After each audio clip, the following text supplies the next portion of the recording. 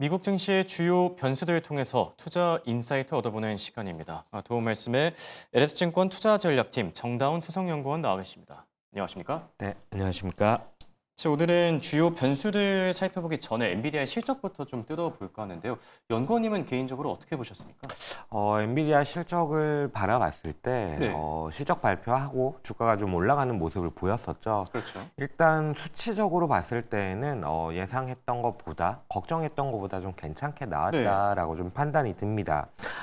중국향으로의 수출에 대해서 이제 추가적으로 라이센스를 요구하는 규제가 있었기 때문에 이 부분이 아무래도 실적단에 영향을 어느 정도는 줬을 거란 말이죠. 근데 그럼에도 불구하고 컨센서스를 상회하는 당분기의 실적 발표가 있었고, 가이던스 같은 경우를 살펴보면은 일단 매출액을 봤을 때 컨센서스 대비해서는 약간 낮은 수준으로 제시가 되기는 그렇죠. 했습니다만, 이 부분에서 이제 컨센서스가 약간은 좀 애매한 부분들이 있는데, 컨센서스에 아마도 이 수출 H20에 대한 매출 손실이라는 부분이 반영이 좀 덜 됐을 가능성이 있거든요. 예. 그래서 이런 부분들을 반영을 한다라고 하면은 컨센서스 대비해서 그래도 가이던스가 최소한 부합 이상 정도로는 나오지 않았나 이렇게 좀 보여집니다. 그럼으로써 이제 실적에 대한 부분들이 주가의 호재로 좀 작용을 하는 모습을 보였다라고 평가를 하고 있는데, 다만 이게 실적에 대한 부분들이 좀 잘 나온 거는 맞는데,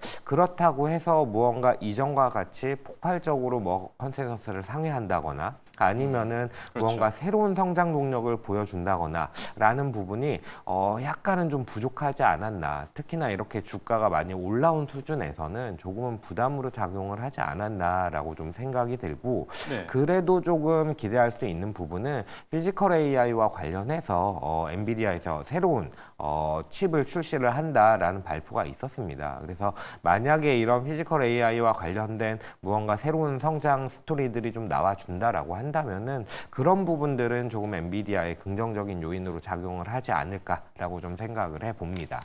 알겠습니다. 실적이 예상보다 잘 나오긴 했지만 그래도 이 강력한 한 방이 없었던 점은 좀 아쉽다 이렇게 평가를 해주셨고요. 자, 중국과 관련된 이 젠슨 왕스의 발언들이 계속 나오고 있는데요. 속보 내용들 잠시 좀 짚어보고 가겠습니다. 자, 젠슨 왕스 CEO, 중국의 AI 시장, 미국 반도체 유무와 관계없이 발전할 것이다라고 밝혔고요. 자, 그리고 중국 시장이 세계에서 가장 큰 AI 시장이 될 것이다라고 밝힌 점도 참고하시면 좋을 것 같고요. 자, 그리고 방금 또 속보가 하나 나왔네요. TSMC, 엔비디아의 칩 제조를 위한 공장을 건설하고 있고, 또 우리의 목표는 미국에서 1년 안에 슈퍼컴퓨터를 제조하는 것이라면서 젠슨 왕 CEO 지금 계속해서 좋은 발언들 쏟아내고 있는데요. 엔비디아 주가 흐름 한번 같이 보시죠. 엔비디아, 아쉽습니다. 시간 외 거래에서 이제 3.8%까지 상승분을 반납하고 소폭 상승하는 점 참고하시면 좋을 것 같습니다. 자, 그럼 이제 오늘 증시의 주요 변수들 하나씩 체크해 볼 텐데요. 첫 번째 변수로 5년물 국채 입찰 결과를 들고 오셨어요. 어떻게 보셨죠? 네, 일단 미국채 5년물 입찰에 대한 부분을 가지고 오면서 네. 트럼프가 원하는 정책에 대한 부분들을 좀 짚고 넘어가려고 해요. 예. 그러면서 사실 제가 왜 미국에 대해서 이전과 같이는 좋지 않을 것이다. 신고가 갱신 흐름은 조금 어렵지 않겠나라고 말씀을 드리는 이유까지 좀 설명을 드려보려고 하는데, 미국채 5년물 입찰 같은 경우에는 잘 나왔습니다. 잘 나왔는데 해외 입찰에 대한 수요가 좀 강력한 모습을 보이면서 잘 그렇죠. 나왔다라고 보시면 될 것 같은데, 이게 달러 자산에 대한 비선호라는 부분이 사실은 이번에 좀 가장 이 레짐이라고 해야 될까요? 이런 부분들을 바꿀 만한 크리티컬한 요인들이 될 수 있다라고 좀 우려가 되고 있거든요. 그렇죠. 그러다 보니까 미국채에 대한 수요 역시도 예전 같지 않을 수 있다라고 생각을 하는 건데, 네. 그럼에도 불구하고 미국채를 대체할 만한 자산이 없는 것도 사실입니다. 그렇죠. 그러다 보니까 국채 금리가 이렇게 올라와 있는 상황에서는 해외 투자자 내지는 뭐 연기금 입장에서는 미국채에 대해서 뭐 지금 가격 레벨이라면은 천천히 담아갈 만한 레벨이라고 좀 평가를 하는 것 같습니다. 다만 이제 국내 수요라든지 그럼에도 불구하고 응찰률이 이전보다는 좀 낮게 나오는 부분들, 이런 부분들을 생각을 해보면은 지금 레벨에서, 그러니까 가격적으로 싼 레벨에서는 충분히 접근을 하겠지만 그렇다고 해서 이전과 같이 강하게 뭐 비중을 소폭은 조정하는 모습들이 나타나지 않을까라고 생각을 하고 있어서 네. 앞으로도 좀 미국채 입찰에 대한 부분들이 조금은 중요하게 작용을 하지 않을까라고 좀 생각을 하고 있고요. 이런 뭐 국채 입찰을 가져온 이유가 뭐냐라고 했을 때 저희는 트럼프의 정책과 좀 맞닿아 있다라고 생각을 하고 있어요. 네. 트럼프 정책이라는 것들을 이제 어느 정도는 좀 발표가 되다 보니까 어떤 방향일까라고 생각을 해봤을 때 결국은 미국의 부국을 위한 정책을 펼치려고 한다라고 좀 생각이 들고 왜 그렇게 보냐라고 했을 때에는 미국의 부국을 위해서 구조적인 문제점을 안고 있는 미국의 재정이라든지 아니면은 부채라든지 혹은 경상적자라든지 이런 문제들을 좀 해결해 나가고 제조업 역량을 강화시키겠다라고 얘기를 하는 거거든요. 이런 재정이라든지 경상적자, 정부 부채 이런 것들이 왜 문제가 되냐면은 정부 부채가 늘어남으로써 이자에 대한 부담이 커진다라고 했을 때 구조적으로 한 나라의 성장률을 갉아먹게 됩니다. 그러다 예. 보면은 결국 미국이 가지고 있는 높은 성장성과 안정성 그리고 달러 패권에 기반한 그런 것들이 어느 정도는 좀 약해질 수가 있거든요. 그렇죠. 그러다 보니까 이런 문제를 좀 해결을 하려는 거고 제조업과 관련해서는 아무래도 코비드 시기를 겪었을 때 네. 미국이 경험했던 것들은 생산 설비들이 해외에 다 있기 때문에 그들이 겪을 수 있는 위험에 대해서 간접적으로나마 아마 체험을 했을 겁니다. 그러다 보니 이런 문제점을 해결하려고 하는 건데 이랬을 때 관세라는 부분들을 좀 무기로 삼아서 협상을 하고 이런 부분들을 좀 진행을 하는 거고 그리고 네. 또 이 관세라는 부분들로 인해서 미국의 성장률이 갉아먹히는 부분들 이런 부분들을 좀 제고시키고자 OBB 법안이라든지 아니면은 무언가 외교적인 측면에서 뭔가 좀 힘을 얻고자 하는 그런 모습들이 있는 건데 이게 사실은 쉽지는 않은 상태라고 그렇죠. 저희는 좀 판단을 하고 있고요. 더불어서 이제 금리에 대한 얘기를 좀 국채 입찰에 대한 얘기를 드렸었는데 지금과 같은 상황에서 만약에 금리가 좀 낮아진다라고 한다면은 당장의 부담을 조금은 덜게 되고 트럼프라든지 미국 정부가 하고자 하는 것들을 성취하기까지의 시간을 좀 벌어나갈 수가 있거든요. 근데 네.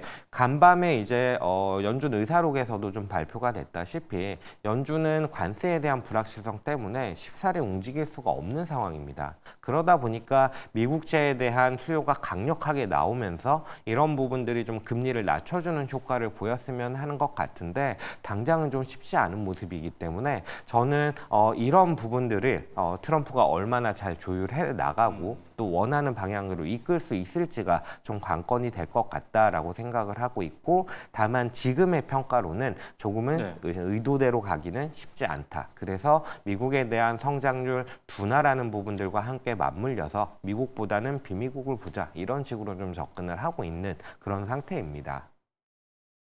네, 알겠습니다.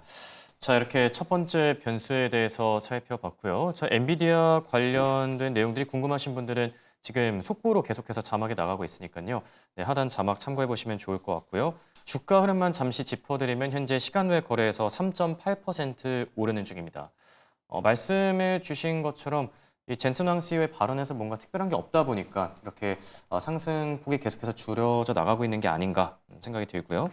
자, 두 번째 키워드로 PC 물가 지수를 준비해 주셨어요. 개인 소비 지출. 우리 시간으로 이제 내일 밤 발표되죠. 얼마 안 남았는데 어떤 부분들 체크해 보면 좋겠습니까?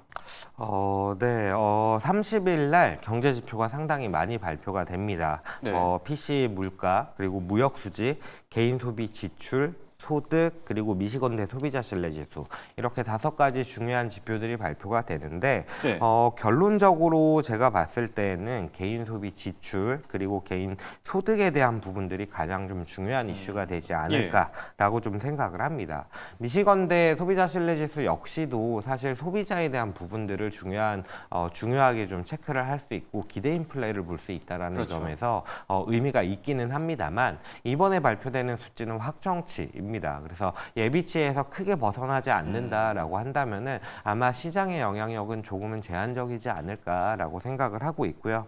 네. 개인 소비 지출이나 개인 소득에 대해서 좀 중요하게 바라보는 이유는 뭐냐면은 2024년에 미국이 성장률이 높게 유지가 됐던 가장 큰 요인이 뭐냐라고 했을 때 지출 항목별로 보면은 아무래도 소비가 가장 컸습니다. 그러다 보니까 이 소비에 대한 부분들이 강력하게 이어진다면은 또 한 번 미국이 여전히 강력하구나라는 생각을 할 수가 있을 텐데 그렇죠. 지금까지의 흐름으로 봐서는 조금은 쉽지 않아 보입니다.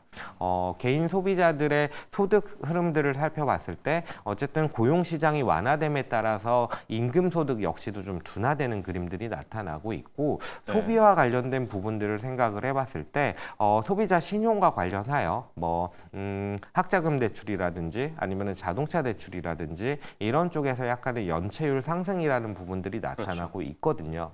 그러다 보니까 전반적인 흐름 자체는 조금은 둔화 흐름으로 가고 있다라는 게 저의 생각이고 만약에 이 지표들이 컨센서스 대비해서 잘 나온다라고 한다면은 여전히 개인 소비자들의 소비 여력들이 남아있다라고 평가는 할 수 있기 때문에 그런 관점에서는 경기 둔화에 대한 우려를 약간은 덜 수 있지 않을까라고는 생각은 하고 있습니다. 알겠습니다. 자, 그리고 마지막으로 살펴볼 세 번째 변수. 네, PC에 대해서는 어떻게 보고 계시죠? 네, PC 데이터를 가지고 왔는데 PC 데이터 같은 경우에는 최근에 물가가 좀 둔화되는 흐름들이 이어지고 있습니다. PC뿐만 아니라 이미 4월 지표로 봤을 때 CPI라든지 PPI 데이터가 발표가 되고 동일하게 물가를 체크한다라는 점에서 CPI나 PPI에 PC 물가에 포함되는 항목들이 있거든요. 그러다 보니까 이번에 PC 물가 지표가 발표되는 데에 있어서도 둔화 흐름이 좀 이어질 거다라고 예상이 되고 있는 상태이고 컨센서스 데이터를 보더라도 동일하게 약간은 둔화되는 흐름들을 예상을 하고 있어서 아마도 시장에 미치는 영향력은 크지 않다라고 생각을 하고 있고요. 또 그렇게 바라보는 이유는 뭐냐면은 관세에 대한 영향력이 아직까지는 실물 경기에 영향을 미치기에 시기가 조금은 이릅니다. 그렇죠. 예, 그러다 보니까 뭐 한 5월이나 6월 지표 정도가 된다면은 좀 더 본격화될 수 있는 상황이기 때문에 이번 PC 데이터 같은 경우에는 만약에 컨센서스 대비해서 낮게 나온다라고 했을 때에는 금리 인하에 대한 기대감을 일부 자극할 수 있는 부분들이 있겠으나 그 영향력은 조금은 제한적인 모습으로 흘러가지 않겠는가라고 좀 바라보고 있습니다. 알겠습니다. 자, 평소만큼 영향력이 크진 않을 것이다 이렇게 진단을 해주셨고요. 끝으로 국내 증시를 대비하면서 어떤 부분들 주목하면 좋겠습니까?